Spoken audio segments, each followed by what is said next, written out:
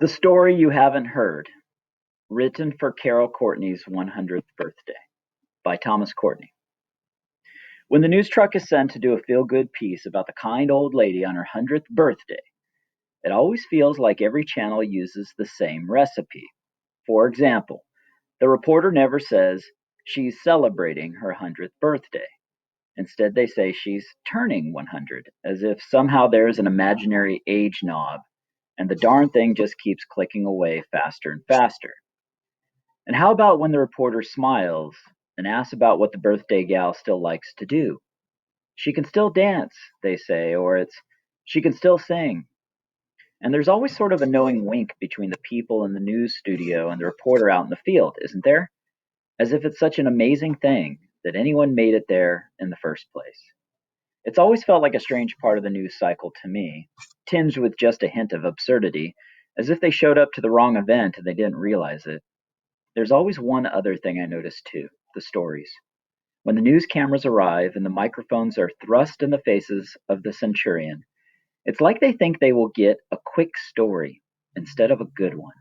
They love to show images of the person during the Depression, the woman gathering crops from her meager garden, or the woman with a perfect permanent and her sleeves rolled up making ammo for the troops abroad. There she is marching in the 60s, standing for justice when the time came. What a beauty she was. Stories from a long life. But they aren't the whole story. They're only quick snapshots. That's because the best stories are told to us, and they take time to tell. They have to be because they are full of wisdom, if we have wisdom enough ourselves to listen. And you've told me many of your own as we sat together over a cup of tea, haven't you? Stories about my grandfather, whom I never met, and how he came home from World War II in Europe only to be sent out to Japan as my father was about to be born. Stories about your classroom, stories about family there at the little table in your kitchen. I heard many of these stories when I was still smaller than you, and I sat in your lap under the reading light by the table where we played Scrabble. There was the one about a tall, gangly fellow who would blow dreams into my bedroom at night.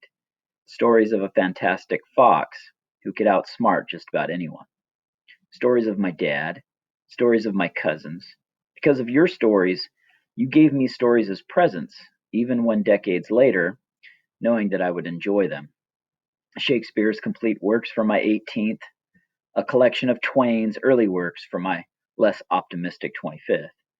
Each story gifted came with an inscription in the inside of the cover in your perfect teacher handwriting. Dear Thomas, enjoy. You knew I would. I gobbled them up, and then I gobbled up your sugar cookies, the ones with the small drop of milk placed carefully in the center. Because you knew I loved stories as much as cookies and perfectly ripe tangerines from the sun kissed corner above your patio, or perfect garden grown tomatoes, and you do too. We're storytellers and story listeners and story readers, both you and I. And although you are the one turning 100, and I am the one who is not, and although you are the wiser and I am the less so, and although it is your birthday, it is your day to tell stories because this is a tradition, says Channel 8 and Channel 10.